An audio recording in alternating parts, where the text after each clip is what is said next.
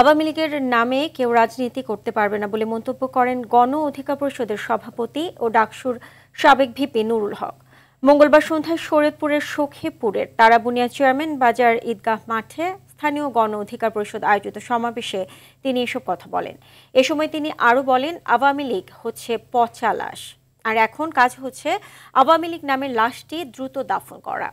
গণ অধিকার পরিষদের সাধারণ সম্পাদক রাশেদ খান, সাংগঠনিক সম্পাদক অ্যাডভোকেট ফিরোজ আহমেদ মুন্সি, জেলা গণ অধিকার পরিষদের সদস্য সচিব ডাক্তার শাহজালাল সাজু সহ অন্যরা এই সময় উপস্থিত ছিলেন। এই জুলাইয়ের গণ অভ্যুত্থানের মধ্যে দিয়ে একটি পরিত্যক্ত রাজনৈতিক দলে পরিণত হয়েছে।